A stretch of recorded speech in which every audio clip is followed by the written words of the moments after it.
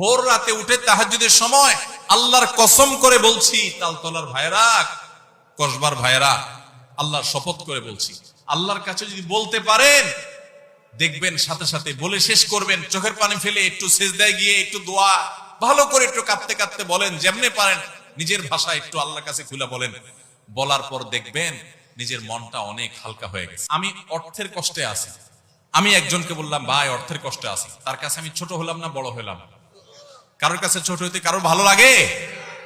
কিন্তু আপনি যদি জায়গা মতো বলেন, মালিকের কাছে চোখের পানি ফেলে বলেন, আল্লাহ আমি অনেক কষ্টে আছি মালিক, আপনি জানেন সবকিছু, আল্লাহ আপনি আমার প্রতি রহম করেন, আল্লাহ আপনি আমাকে ভিক্ষা দান করেন, আল্লাহ আপনি আমাকে অনুগ্রহ করেন। আপনি যদি আল্লাহর কাছে চোখের পানি ফেলে নিজের কষ্টের কথা বলেন, ভোর রাতে উঠে তাহাজ্জুদের সময় আল্লাহর কসম করে বলছি, তালতলার ভাইরা, কসবার ভাইরা, আল্লাহর শপথ করে বলছি, আল্লাহর কাছে যদি বলতে পারেন দেখবেন সাথে সাথে বলে শেষ করবেন, চোখের পানি ফেলে একটু সিজদায় গিয়ে একটু দোয়া ভালো করে একটু কাঁদতে কাঁদতে বলেন, যেমনে পারেন নিজের ভাষায় একটু আল্লাহর কাছে খুলে বলেন। বলার পর দেখবেন নিজের মনটা অনেক হালকা হয়ে গেছে। যাদের জীবনে এই অভিজ্ঞতা নাই, সালহাতু সঙ্গে বুদি দিল খারাস আজমুদে এক জামানা খাকে বাস, বহুকাল পাথর হয়েছিলে, কিছু সময় একটু মাটি হয়ে দেখো ভাই, একটু মাটি হয়ে দেখো, একটু মাটি হয়ে দেখো, আল্লাহর কাছে একটু বিনম্র হয়ে দেখো, আল্লাহর কাছে একটু ছোট হয়ে দেখো, একটু চোখের পানি ফেলো ভাই, একদিন একটু ভোর রাতে উঠো।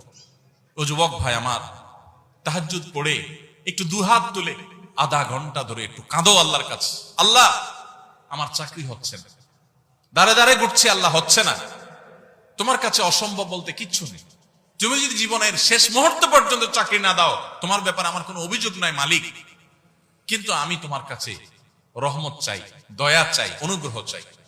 আল্লাহ আমাকে অমুক কষ্ট দিয়েছে, আমি কারোর কাছে শোনাতে চাই না, আল্লাহ তোমার কাছে বলে রাখলাম, তুমি আমার মনকে শান্তি দাও। ভাইরা, আল্লাহর কাছে এভাবে যদি খুলে খুলে কথা বলেন না, আপনি দেখবেন কথা বলার পর আপনার মনটা হালকা হয়ে গেছে, অনেক শান্তি লাগছে, দেখবেন অনেক বেশি ভরসা পাবেন, অনেক বেশি আস্থা পাবেন। আল্লাহর শপথ করে বলছি, পরীক্ষা হলেও, পরীক্ষা করে হলেও আল্লাহর কাছে নিজের অভিযোগগুলো বলার অভ্যাস গড়ে তোলেন, চেষ্টা করেন।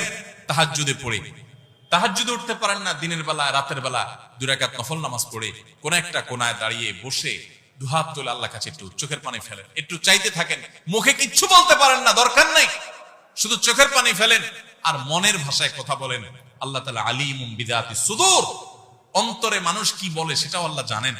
শুধু চোখের পানি ফেলে আল্লাহর কাছে অভিযোগগুলো বলেন, ইনশাআল্লাহ